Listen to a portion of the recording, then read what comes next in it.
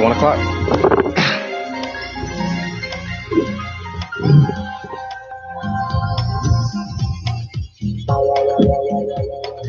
Welcome, welcome, welcome.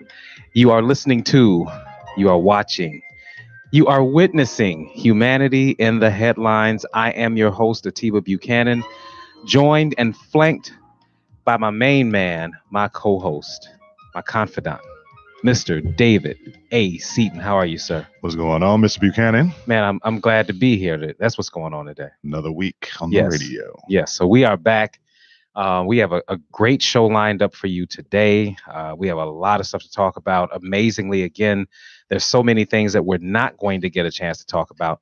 Just off the top of my head, I do want to acknowledge the protests that are out today, all of the marching going on in light of these school shootings, with all these young people getting out there in the tens of thousands of numbers today. And definitely just want to acknowledge their efforts. And I hope that they extend this certainly to voting efforts, voter registration, and because that's what all this comes down to. Right as I was driving in, Martin Luther King's granddaughter was speaking. She's a younger kid, but she was speaking, and I heard on MSNBC that they were saying that they think there's like over 1 million people there today. They were expecting 1 million, so I've been hesitant to use that number until it's confirmed. Right. So that's why I said tens of thousands, but I know that has been confirmed. But again, sadly, the people, the powers that be don't care about their marching. They don't care about any of that. So ultimately, if we're not going to vote them out, especially in the midterm elections in particular, it will all be for naught. So, but again, it seems like they have the direction that they need, and they understand that that's a very powerful and important component. The most impressive thing about this is that the GOP over the last, definitely since Reagan, they've understood the generational change that it takes to get power so that you can get your agenda implemented. So if nothing else, this movement is going to create that next generation of voters who are going to be like-minded and are going to be, have that in the forefront of their mind about at least this minimum priority. If we have the next generation that are single issue voters, like a lot of white evangelicals are about abortion, then again, it might take a generation, but we're definitely raising the next generation of voters who are going to be able to get people in there that can turn around this gun agenda. And that's what makes it so hard, Dave. Like, we could go another 30 minutes talking about this, but there's just so much that we have to talk about today. I can tell you what we're not going to talk about today is Stormy Daniels. Well, it may come up. I take that back. It may come up. We shall see, but it definitely will not be a major topic. But there's so much going on with the Trump administration this week, as always, and it is completely dizzying. I'm even hearing it is strongly rumored, if not reported, that the latest attorney that came on to him to help him combat this Mueller situation has literally looked at the situation like, nah, son, I'm out. DeGeneva? Yeah. The crazy guy? I don't know is it him? Is he the one? DeGeneva is the most recent addition. Yeah. He was the one that was on Fox News saying it was a whole FBI conspiracy all that. Yeah. Then I think he might even be saying, you know what, this is a little bit too much for me. CNN is reporting that. Ultimately, Trump's downfall is that all of the serious attorneys haven't wanted to take on the case, so he's being relegated to choosing attorneys that have real estate experience, or that have, they have obviously they have a litigious experience, but they don't have experience in Washington. Yeah, and the number one criteria that he looks for in an attorney is loyalty to him. Well, and that's how he ended up picking this guy. It appears as though, definitely loyalty is up there, but it appears as though he wants to make sure that whomever he picks has appeared on television with some regularity. Right. That's how he chose DeGeneva, because Absolutely. He was a Fox News regular.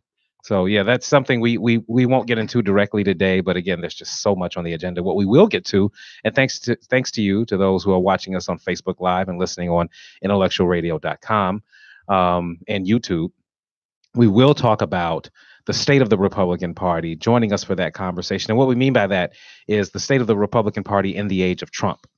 And it appears as if they have abandoned many of their core values, things that they have espoused for decades all of the as priorities. Exactly. all for the benefit of this particular administration. And I don't know. We'll see how that plays out for them. Fiscal responsibility, Family gone. values, right? Gone. Yeah, exactly. Debt and deficits, gone. Whatever. Out the window. Yeah. It is amazing. Like when you say that, it is amazing to watch this party go through all of these, how they have contorted themselves from the position that they took under Obama when they were if Obama ordered too many paper clips for the White House, they'd be like, hey, you're blowing the budget up. What are you doing? Just use on all those paper clips. And now we've gone to $31,000 dinette sets. So a $1.3 trillion omnibus bill for half the year. Yep.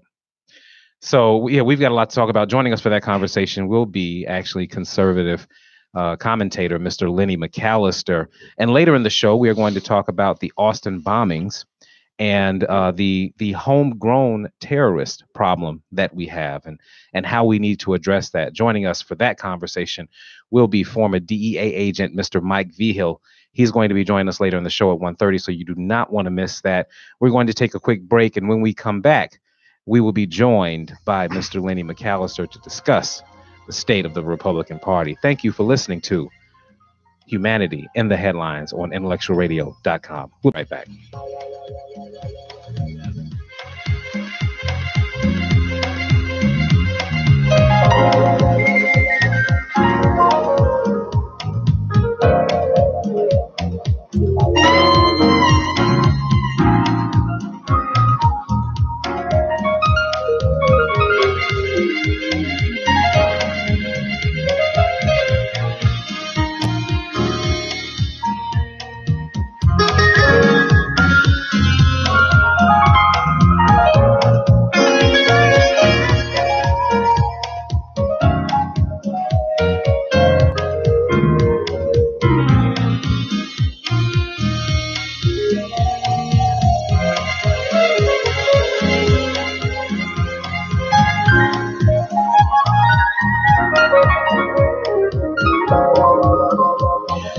We are back on Humanity in the Headlines.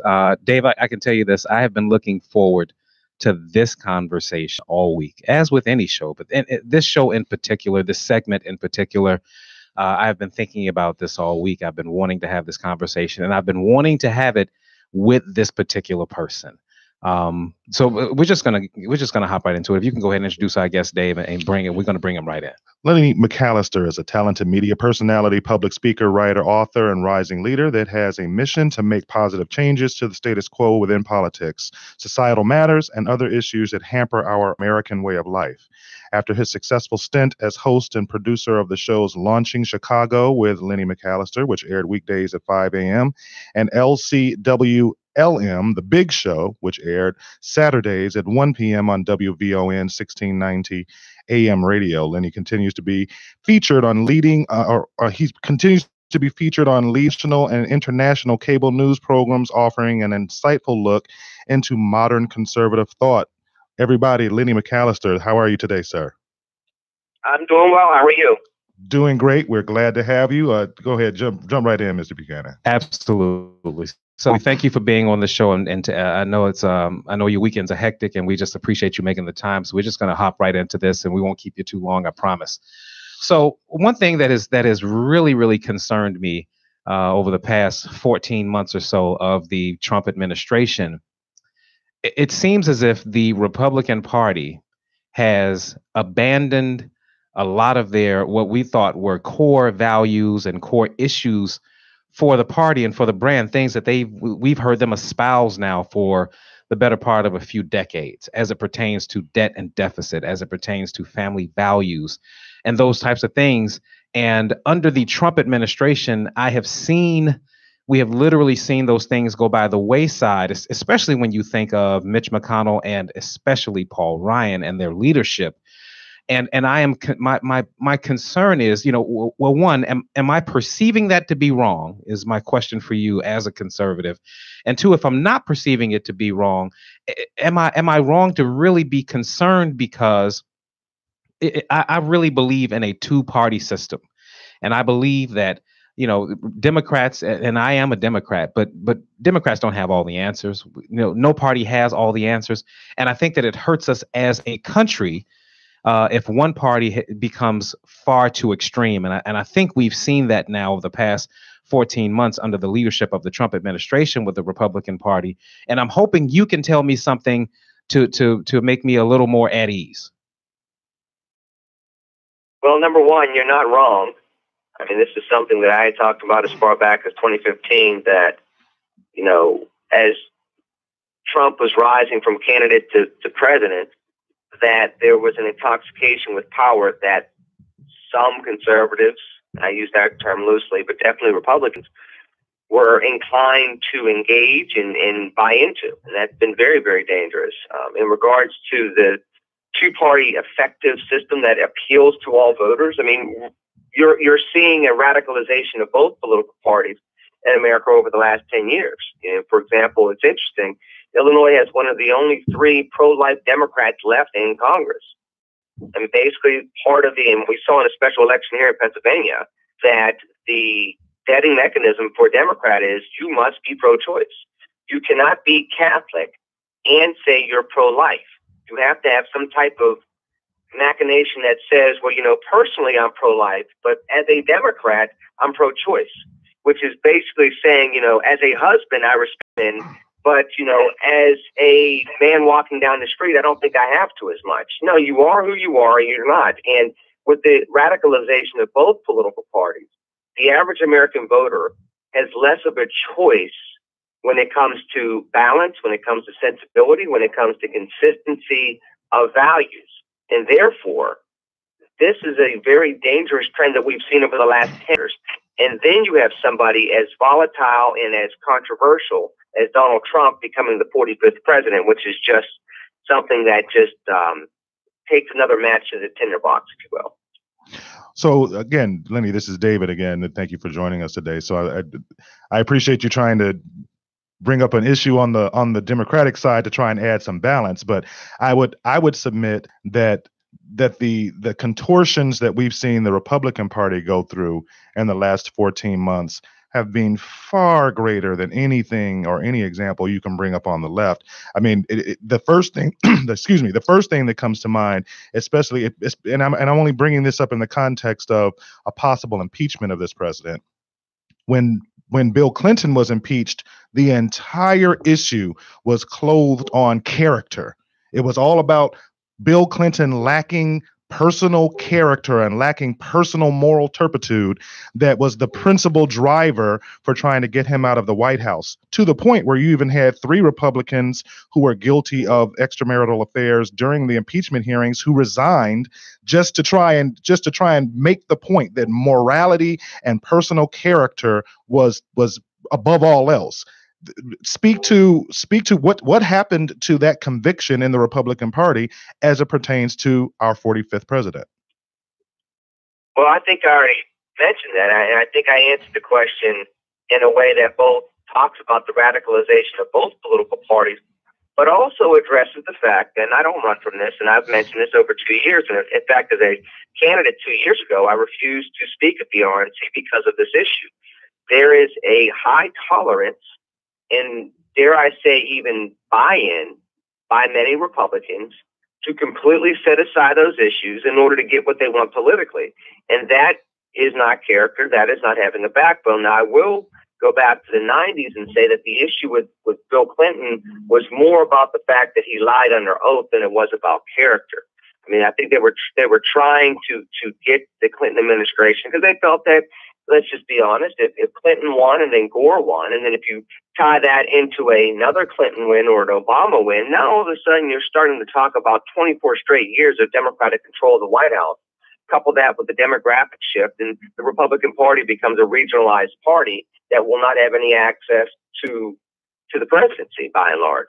So I think there were political explanation as to why they went after Bill Clinton, centered around the fact that he lied under oath. But that's not the same as what you're seeing here, which is basically saying what Trump has done doesn't matter as long as we get what we want politically. That's all that counts. And it's a misnomer because any of the 17 Republicans that ran in 2016 would have done much of what Donald Trump is doing from a policy standpoint, including nominating Neil Gorsuch, without having all the smut going on right now. And the truth of the matter is, there were people that ignored the smut because they figured that, well, he's telling it like it is.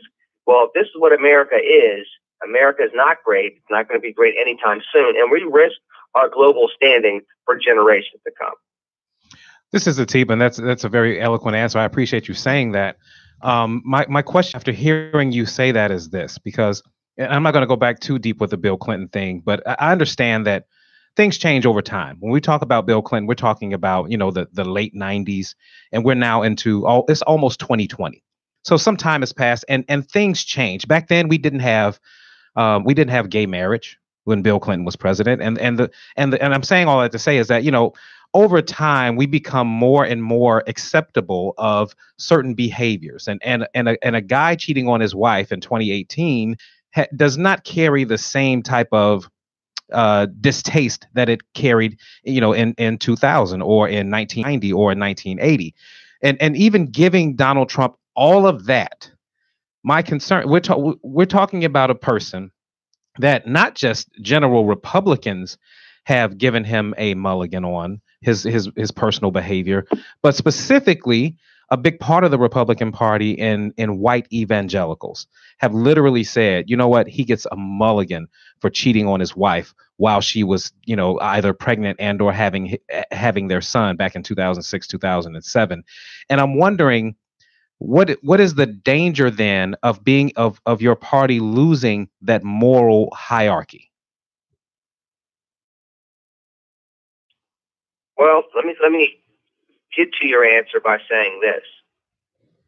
Many of those evangelical leaders, not all, but many of them were quiet during Trayvon Martin, have been quiet during the Black Lives Matter movement, have been not as inclined to work with people that don't look like them or don't agree with them 100% on key issues that impact our country, whether it's issues of race or issues of socioeconomic tension.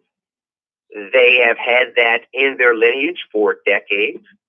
So the bastardization of the Christian right when it comes to doing what's right, even when it's politically or socially uncomfortable, is not a new dynamic.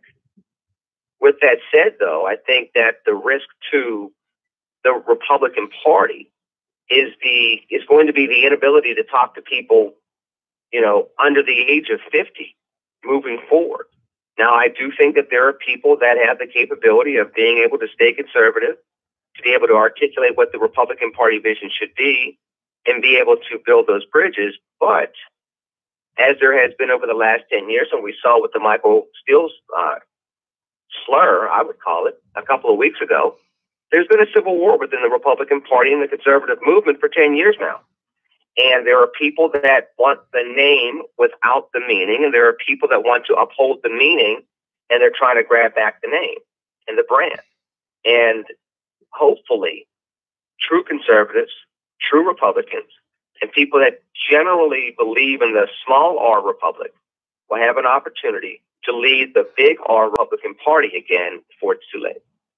I'm glad you brought up the Republican Party and its present iteration in terms of it only or not embracing people who don't look like the majority. I guess my question is, and I've always had this question when I see log cabin Republicans who are the homosexual wing of the homosexual group within the Republican Party, or when I look at African Americans who are in the Republican Party and they're at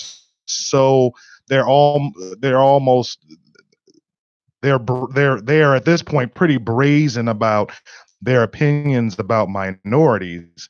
Right now, it's unabashed. So I guess my question is there a place in the present iteration of the Republican Party for people of color, for minorities, for homosexuals, for the LGBT community? Do those groups have a place in today's Republican Party? If they choose to be trailblazers, yes. If they choose to be history makers, yes. If they choose to be people that are going to bend the arc of history back towards the will of God and the best will of what Americans want in an inclusive fashion? And the answer is yes. Just the same, though, if you look at the 95% of African Americans that vote for the Democratic Party by and large, but every time there's an issue that impacts African Americans, African Americans are basically told to sit on the sidelines and don't mess this up. Even if you go back to Hillary Clinton in the 2016 election, there was a disappointment that African Americans didn't vote for her with all her baggage at the same clip that they voted for the first African American presidential candidate in a major party past the primary. But she had the audacity to believe that. Or if you think about back in 2016 when I was a congressional candidate, the Democrat that I ran against was a white Democrat that had been in office for 25 years, that had been told by the DNC along with other congressional candidates not to engage the Black Lives Matter movement because they wanted black votes without being caught on the record making promises to black voters about what legislation might be moving forward in 2017. And here I am as an African American candidate willing to make those promises that a white man talking to black voters would not make. And yet the black vote still did not know if they wanted to vote for me or not, despite those type of differences. When you still have those things going on, the question genuinely becomes, is there truly a place in both political parties for African Americans? I would say if those African Americans are willing to be trailblazers, willing to buck the system, and willing to bend the arc back to the greater justice for all Americans, then yes, not just the Republican Party, but both parties need that change. And I hear you making that point, and I guess the distinction that I would make, and again, all of us are African Americans, but the distinction that I would make is that because the majority of this country is white, that this country is still 71% white, that if you're going to have a national campaign or certainly a statewide campaign, you do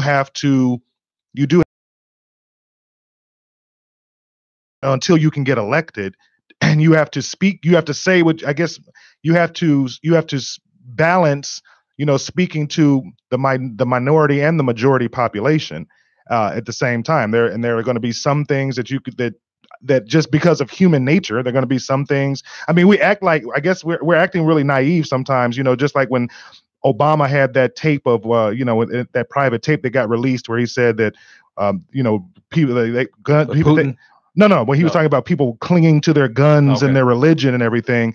And then when that tape got released, everyone was just aghast that he said something like this in private. But we're all adults. You're a politician. That's how politics works, right? No, the truth of the matter is your values are your values. Now, if you're telling me that a black Democrat or a white Democrat needs to walk the line, but as a black Republican, I need to stand up for black people and not sell out my values, that's a double standard. And I can assure you, over the course of my 15 years of being a public African-American Republican in political life, in media life, in public policy, which I do now here in the Commonwealth of Pennsylvania, I can assure you that if I spoke what you just said, if I said, well, there are times I just can't talk like a black man, I have to make sure I get certain positions before I try to do something, I would be told that I was a sellout, Uncle Tom that was only doing it for the money and I had no backbone and no testicles. So that's just the truth. Okay. So the bottom line is that at some point in time, you are going to have to be able to say these things need to change. These are things I'm willing to do, yet at the same time still be able to talk to a majority. I was able to talk about issues that I would address in the African American community while still getting the police endorsement of the Fraternal Order of Police by both lodges in this congressional district. Now, how in the world does an African American Republican who has spoken out about police misconduct and was friends with one of the leading civil rights activists that has gone through police brutality in the country be able to get those two endorsements from the police in the congressional district and still have the support of the Nation of Islam as a Republican? So there's a way to do it. But I guess that brings us, and I hear what you're saying, but I guess that brings us back full circle, and illuminates the fact of the cognitive dissonance of Trump being in the White House when he is antithetical to with the exception, I guess, of tax cuts, but he's antithetical to everything else that the Republican Party stands for. I mean, just hearing you just lay out your bio and the things that you've been able to accomplish as an African American Republican makes me even question even more how Trump got to where he is. People loved power, and they hated Hillary Clinton more than they were willing to publicly stand up for their values, especially when they were told that it was a binary choice. The only binary choice there is in existence is God and Satan. Everything else, you have other options until you boil it down to those two options, God and Satan. And the truth of the matter is people forgot that. They said, I hate Hillary Clinton more than I am uncomfortable with Donald Trump. He won the primary, and therefore I have a binary choice. I either vote for Trump or Clinton's going to win, and therefore I have to vote for Trump. And that's what they did. Now, I can assure you that I didn't see the election as a binary choice, and my name was on the ballot. I voted for myself, obviously, but I voted for Marco Rubio. I voted for him in the primary, and I voted for him in November. Needless to say, he did not win. I did not win. But there's something to be said about one man, one vote, understanding what the only binary choice in life and in existence truly is, and staying consistent to that binary choice as you make other choices of free will throughout your life. Mr. McAllister, you are clearly a man of your convictions, and I really appreciate that. And that's a large part as to why we wanted to have this conversation with you. With all that said, I'd like to take the conversation in a little bit of a different direction as we're cutting out on time here. One thing I did want to ask you about, as it pertains specifically to the Trump administration, is to ask you this very direct question. When you look at the decisions he's made as far as firing people like Rex Tillerson, who was, at least some type of a voice of reason, especially as it pertained to foreign policy and not getting rid of the Iran nuclear deal. When you look at some of the other heads that have gone on the chopping block, and the people that he's then hired or appointed, I'm concerned that the Trump administration is taking us away from a democracy and leading us toward an autocracy. And I wanted to get your thoughts on that, especially now that it feels like he's testing the waters with making these public comments about Mueller, just seeing how far he can push it before Republican leadership says anything, which they haven't, by and large. With that said, do you share that concern? Donald Trump is trying to run America like he runs his businesses. And I've always said that with business people, they don't understand that you can't fire citizens. And eventually what ends up happening is the business person understands that eventually and modifies their behavior. Donald Trump has never done that throughout his life. He's not trying to do that now.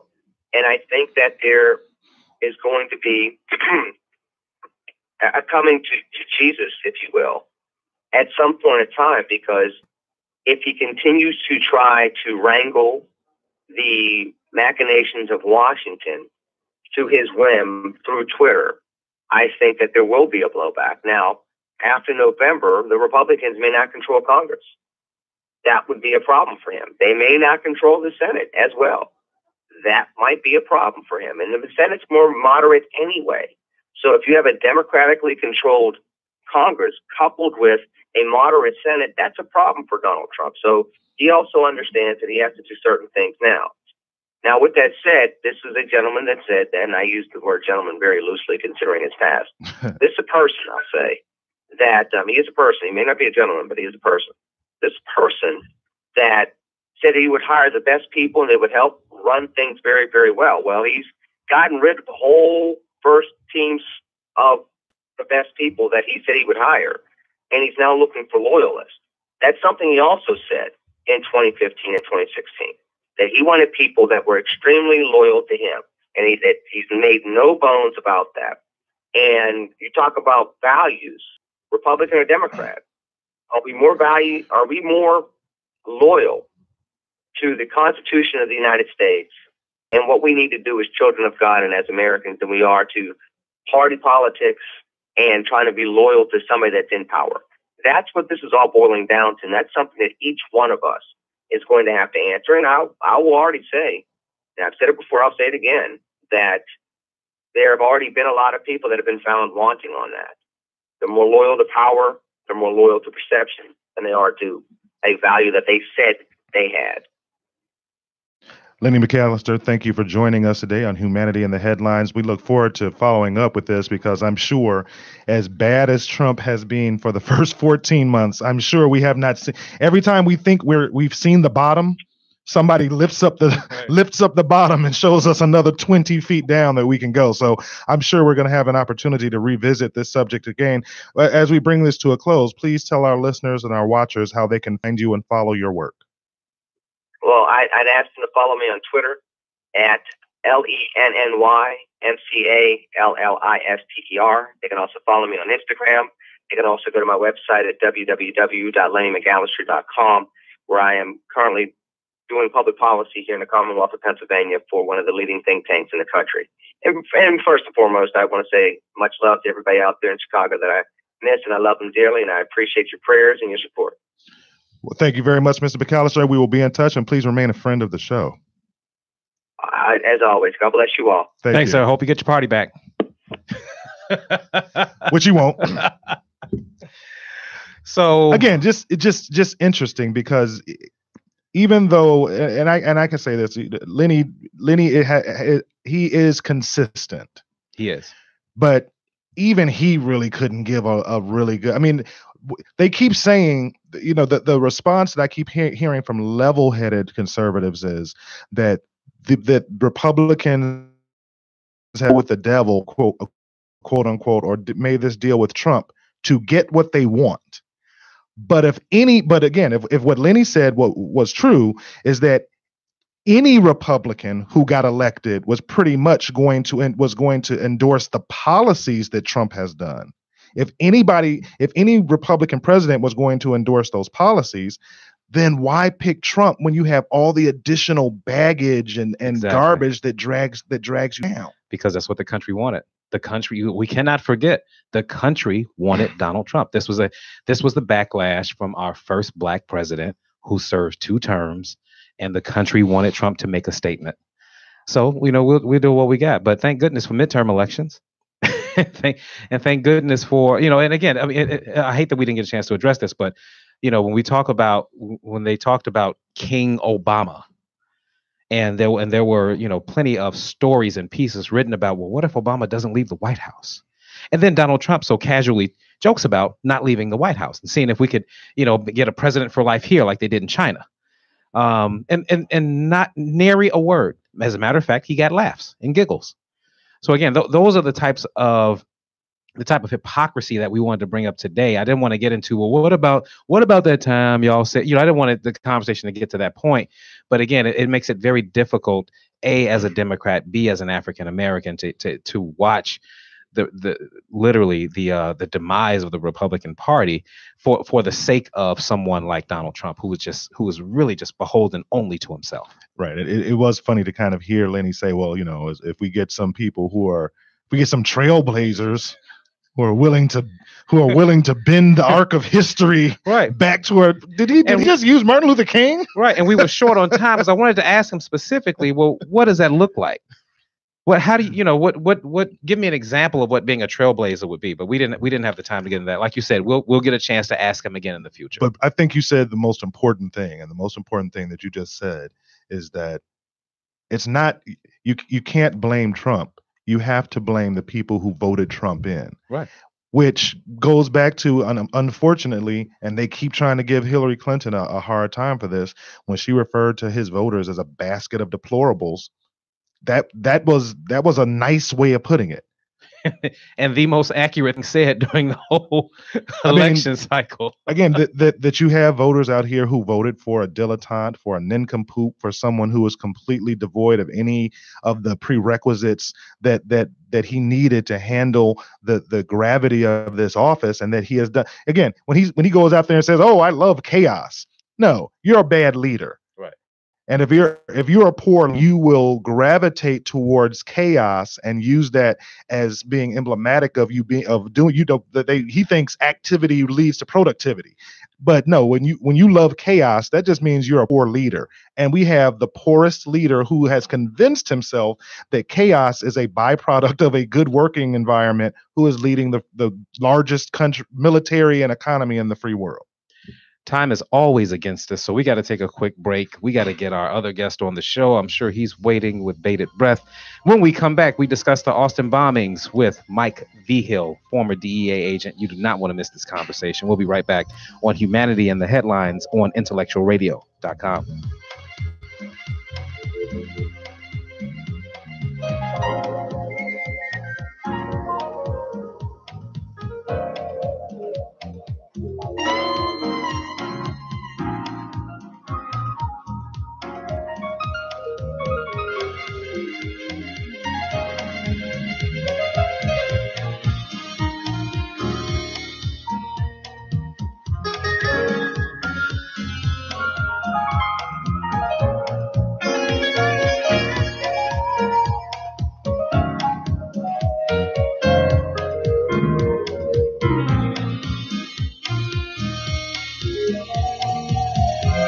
We promised you a quick break. Well, actually, we didn't, but it was a quick break.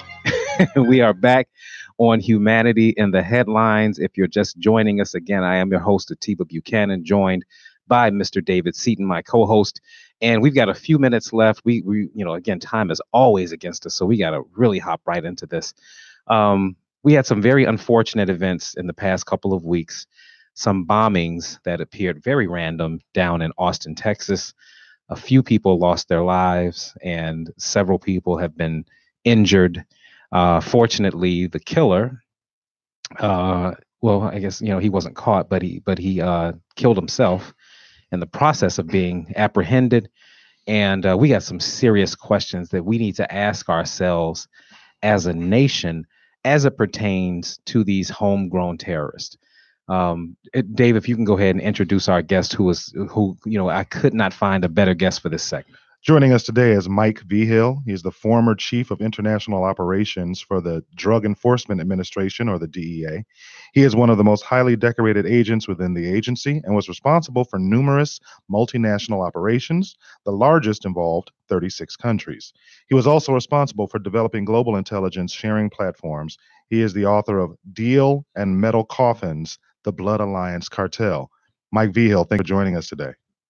Oh, it's my pleasure. Thank you for having me. Absolutely. So, in doing my research for this segment, I came across the piece you had written for the Cipher Brief back on the 22nd. And needless to say, the piece was very, very compelling, very insightful and informative. So I'd like to, go right to it if I could. And some of the things you said right in the first paragraph, you say, the number one terrorist threat faced by Americans comes from within, with all of the lethal attacks in the U.S. since 9/11 carried out by either a U.S. citizen or a legal resident. But, and this is important, but the U.S. still lacks a domestic federal terrorism law that would help target U.S.-based terrorists like they do terrorists overseas. Even when the domestic terrorists are caught, they often do less jail time for their crimes. Can you talk about what is that? What are the differences between how we handle terrorists on our own soil versus terrorists overseas, and how does that hurt us? But the big problem that we have in the United States is that there's a lot of ambiguity in terms of what compromises terrorism abroad and what compromises terrorism that is homegrown. There's a lot of definitions that the different federal agencies have as to what constitutes terrorism. And the big problem that we've had since 9/11 is the fact that we have had 83 terrorist attacks since 9/11 up until December 31st of 2016, which have resulted in the deaths of 223 American citizens. And yet we have no law that deals with homegrown terrorism. And that sometimes will preclude the the full weight of the federal law enforcement agencies to come into play when there's a terrorist situation that occurs here in the United States. Congress has given a definition as to what they think constitutes homegrown terrorism, but they have not yet made it a law. And I think that it is something that they need to do in order to bring, the FBI and other agencies into the fray to deal with homegrown terrorism. Mike, this is David Seaton, and again, thank you for joining us today. I'm listening to you speak, and I'm reminded of something that Bill O'Reilly on Fox News said years ago before his ignominious departure from Fox News. He said that you cannot, and he was having this, he made this statement in discussing terrorism, domestically, and he said that you cannot police the majority. Is it? Maybe I'm being pessimistic, but is it just do we find ourselves in this position that we can't even define domestic terrorism, let alone really get our arms around it? Is that really just a function of because the majority of domestic terrorists are white males and they're white men, and that that white men who are in positions of power in law enforcement, in government, in Congress, they have this prevailing perception that you cannot police the majority? Well, the thing is that there's a lot of ongoing discussion. There's a lot of debate here in the United States. And there's people that are very angry with the label that is being used to classify the homegrown terrorists. For example, the issue of the Austin bomber, a convict, is being described as a troubled teen. But if it were somebody else of a different color, they would probably immediately be called a terrorist. Take, for example, the Barcelona attacks where an individual drove his car, injuring and killing individuals. We had our president that came out and immediately classified him as a terrorist, but yet was very reluctant in calling the Charlottesville white supremacist that rammed his car, killing a young female and injuring many, as a white supremacist or as a terrorist. So we have to be really, really careful, because I think that this aggravates the situation more than it needs to be here in the United States. But there's certainly a lot more that needs to be done. We have lists that the State Department organizes in terms of the groups, foreign terrorist groups that work abroad against the United States. But yet we don't have a list that would designate, terrorist organizations here in the United States that would give great clarity to our Congress and our policymakers to deal with these issues. Mike, this is Atiba, and we appreciate, again, the information that you're giving. It's very insightful. I'd like to get back to, a couple of things based on what you just said. My concern is we have these situations happen, and we spend a lot of time, resources, money, and legislation trying to either bring things to pass or enforce things that I don't think necessarily makes us more safe. In other words, you look at the wall in Mexico. President Trump just made a trip back from California, I want to say. His first and only trip to California was to look at pieces of a wall to put on the southern border. We have Muslim bans. And based on the information, the data that you're giving, the bigger threat comes from within our borders. So what happens when we spend, we're looking at spending, estimated $20 billion on a wall, and we spend all this money and all these resources on things that make us feel better, but technically don't make us safer. How does that hurt us in the long run in trying to combat this problem? Well, David, you make an excellent point, because I think that, we in the United States are making a big issue of a lot of these acts and, tying it to migration, which I think are racially motivated. When you take a look at the proposed wall or the Mexican border, it really is not going to serve any purpose. Number one, most of the drugs that come into the United States come in through the legal ports of entry. If you took a giant knife and you cut across the U.S.-Mexico border, which is 2,000 miles long, it would look like a block of Swiss cheese because it's riddled with tunnels.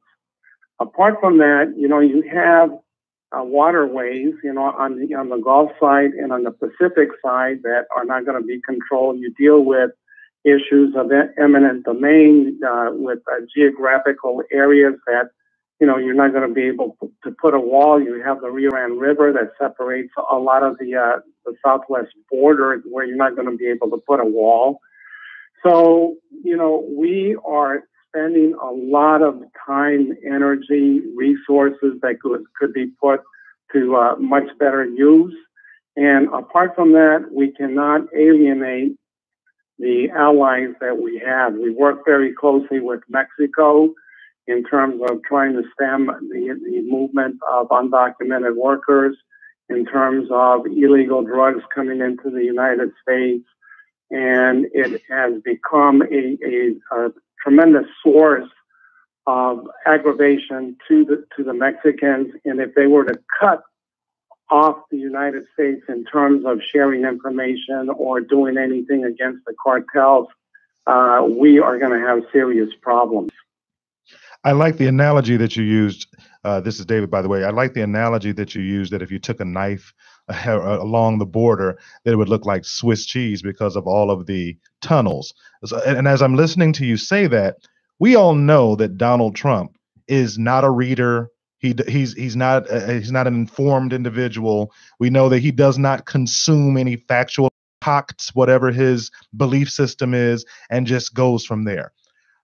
I guess my larger question though is that he has been successful in convincing the American public that a wall, or his constituents, that a wall would be effective because his constituents don't have the facts that you just said, that the majority of illegal drugs come through ports, they through tunnels, and that a wall would be ineffective.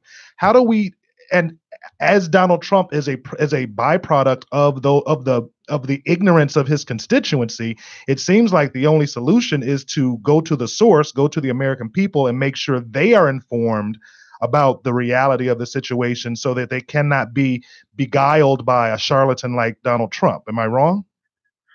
No, you're absolutely right. I think that, we need to educate the American public in terms of a lot of these issues, because a lot of times they believe in the American president. They respect the presidency, obviously, but I think that Donald Trump uses a lot of propaganda, says a lot of things that are not true. They're totally incorrect. And unfortunately, he has a very strong base that believes everything that he tells them. But it's becoming a very tenuous situation, not only within the United States, but also with our allies. He attacks a lot of our strongest allies abroad, that help us counter terrorism. Then at the same time, he praises Putin and others that, basically generate terrorism, such as the killing of the individual on foreign soil, through poisoning and other nefarious acts.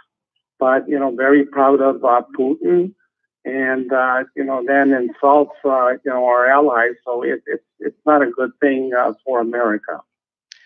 Mike, this is Atiba. I'd like to come back to the article a little bit because it's literally just chock full of great information, and you also make suggestions for solutions, which is a very rare nowadays. But one thing you said that really piqued my interest. You said Congress defined domestic terrorism as, quote, criminal conduct that takes place primarily in the U.S.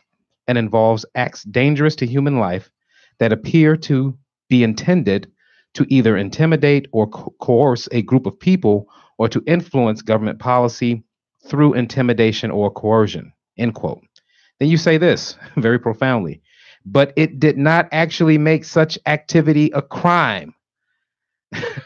Can you just expand on that a little bit? Well, as I mentioned before, Congress has defined what they believe to be domestic terrorism. But the fact of the matter is that, they have not yet made it a crime. And as such, they do not allow the full weight of the federal government to come into play when we have domestic terrorism.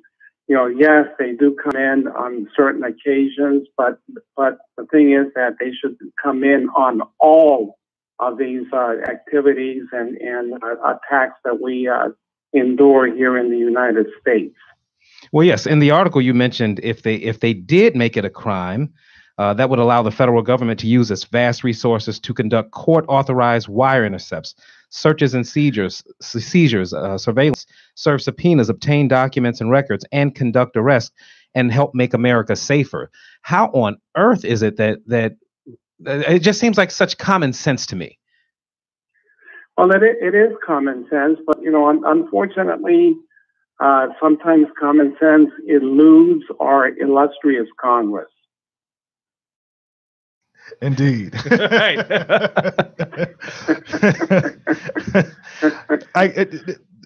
I guess my question is, and again, let me just go way to the far end of the spectrum.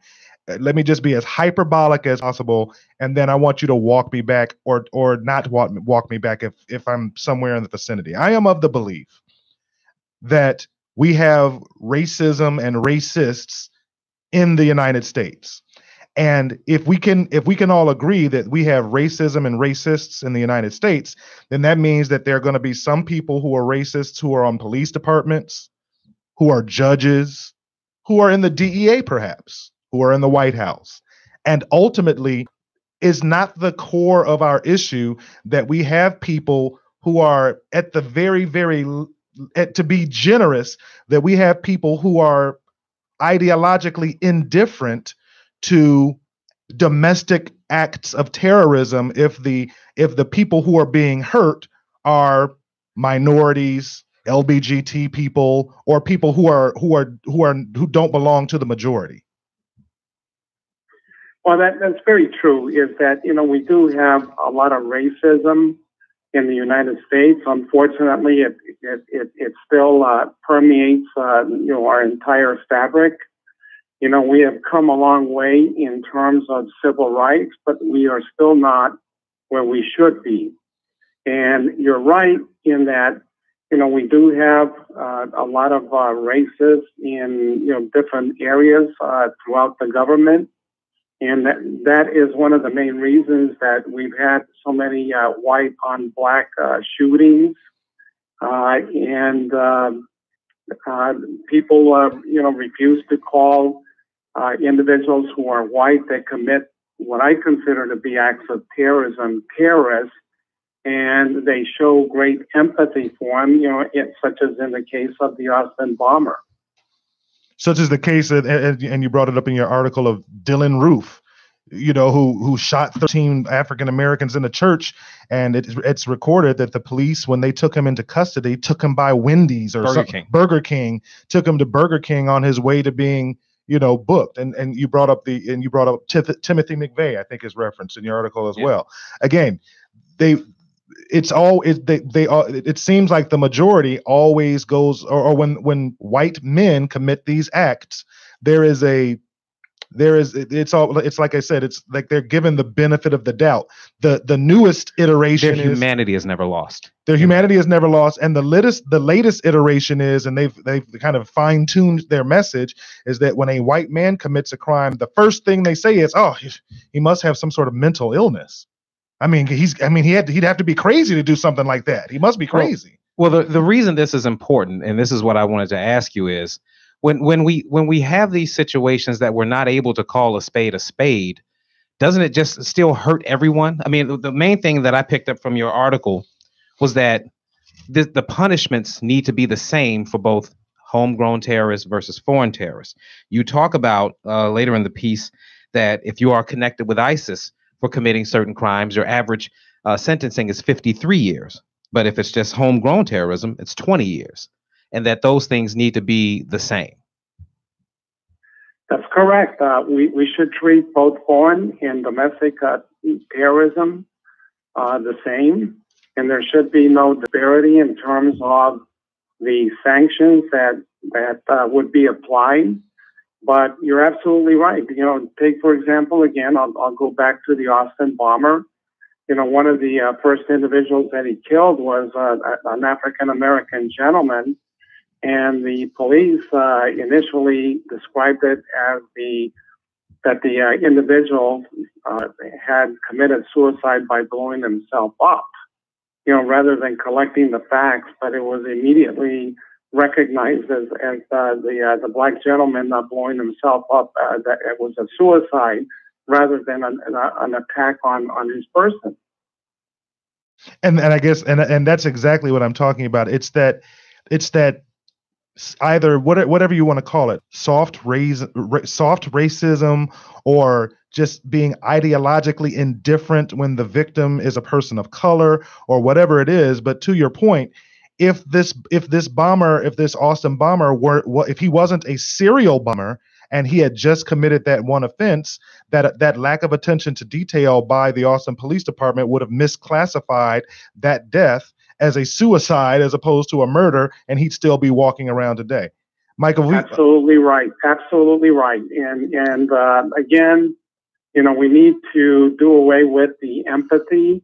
Quite frankly, I'm not interested in the background of these individuals. What I'm concerned with is that we deal with homegrown terrorism. You know, I don't care about race, color, creed, religion, but we have to deal with it in a similar way, and, you know, make sure that, you know, that justice is efficient and that it's swift. And that is basically the biggest deterrent that we have against terrorism. Michael Vigil, thank you for joining us today on Humanity in the Headlines. Please tell our listeners and our watchers where they can find your work and how they can follow you online. Well, basically, I'm a contributor to Cipher Brief, which is a great security-based internet provider of information. And I would tell them to go to Cipher Brief, and it's a huge network of government professionals that have a lot of experience in terrorism and many other issues, and I think that they'll find it fascinating as well as very informative. And that's cipherbrief.com. That's correct, and that is correct. All right. Well, Mr. Vigil, we thank you for joining us today. I am absolutely certain that we will have you back on to help us further dissect this very complex topic. Thank you very much for joining us today. Well, it's my pleasure, and you guys do a great job. Keep up the good work. Thank you so much. Thank you. You have a great day.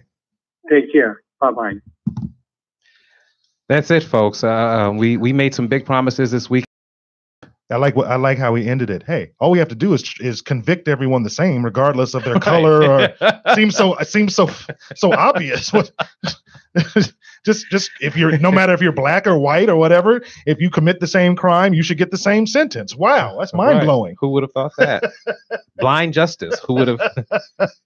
Colorblind justice. Who would have thought that? But he was what a great guest, and what a great segment. That was great. So again, thank you so much. But just interesting to hear that again. Just interesting to hear someone, because basically, as a member of the DEA, he's basically saying that justice is not blind, right? And that there's a consequence for that. And that was my point. Was it's not enough to just say that it's not blind, but there is a consequence for that, and the consequence is we keep getting people like this Austin bomber. Because you get 20 years, if you get sentenced to 20 years for a crime, you can be out in good behavior in 8.5. Right. And a lot of these guys are committing these crimes at 22 and 24. There's a lot of hell you can raise at 45. We have and I would go so far as to say we've got a pipeline of people who are going to be coming out of jail in the next 15 to 20 years who are going to be back on the street that we're going to have to worry about. Exactly. So Thank you so much for joining us today on Humanity in the Headlines. It just felt great to be back home today. We were off last week. So thank you for joining us on Facebook Live, on IntellectualRadio.com, on YouTube, whatever medium venue you are using to listen and or watch us. We greatly appreciate you. We will be back next week. Same bat time, same bat channel, 1 p.m. Central Standard Time. We thank Breon Jones for producing a wonderful show. And always, we thank Mr. Earl Winfrey for this wonderful platform. We will see you next week on Humanity in the Headlines. Everybody have a great and safe weekend. Take care.